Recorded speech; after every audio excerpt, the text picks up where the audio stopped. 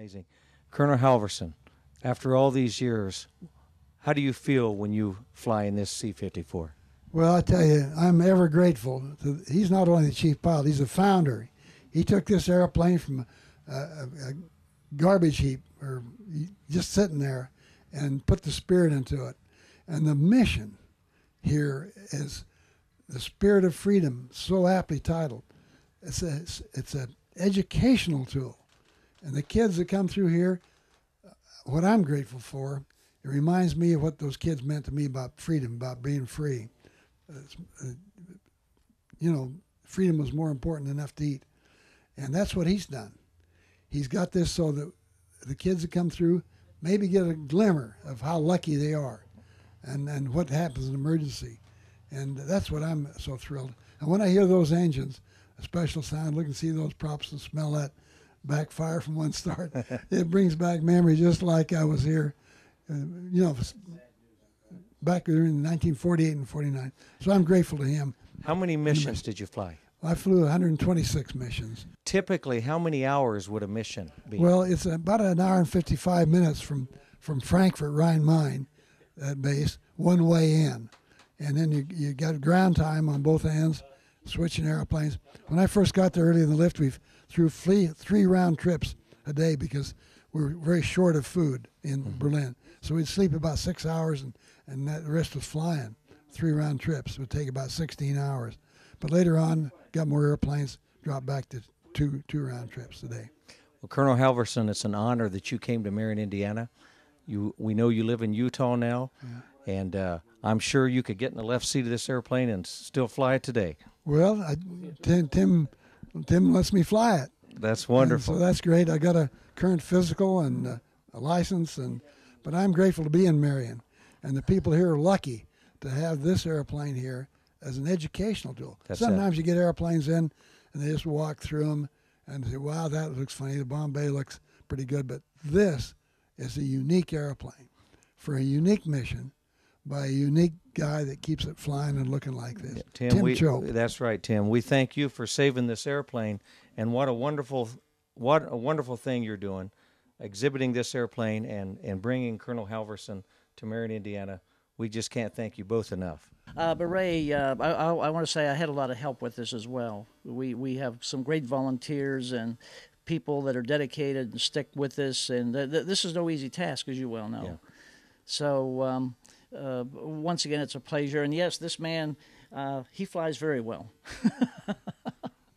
I would hate to have a landing competition with him. I think he'd win. Well, I know when you came in here, you had quite a crosswind today. Well, they look good to us. He's an ace.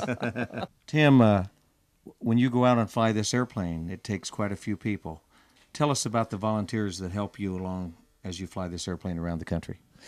Well, according to the mission, we try to get the experienced volunteers for some of the tougher missions, and some of the important missions, like Marion. This is a very important mission, so we're going to be dropping parachutes. We have Billy Morrissey back here, who's also a Berlin Airlift veteran, who's our loadmaster. Our first officer, Jason Capra, who's been with us for about a year and a half now, does a terrific job, and he's the future, and he's the upcoming, I think he's only 21 or 22 years old, but he loves every second of this as I do. He's anxious to learn the plane and take instructions, and he's doing a terrific job. That's just a few of the ones that are here. Loadmaster, we'll take a navigator on a longer mission like overseas. Mm-hmm. And you've taken this airplane back to Berlin? In 1998, we did 27 missions in Europe. And it was never late on one, and that's just amazing. We had a big crew on that mission, 13, 14 people. Well, you know, they talk a lot about the pilots on the Berlin Airlift, and too much, I believe, because there would never have been an airplane off the ground to get to Berlin if it wasn't for the aircraft mechanics. And in the Rhein-Main in the wintertime, there was no room in the hangar for all these airplanes. You know, we had 225 going steady, so they had to change the engines out in the field in the snowstorm with a piece of canvas up there, their fingers freezing the head bolts. Those are the real heroes in the military, not the pilots. And we got the airplane to Berlin in November, especially in the rest of the winter. We couldn't have got on the ground if it wasn't the guys on the ground and the communications, the AACS guys, and the GCA operators. So those guys, the aircraft mechanics and the guys on the ground, they're much more important. The pilots just flew it, and we had a cockpit around us.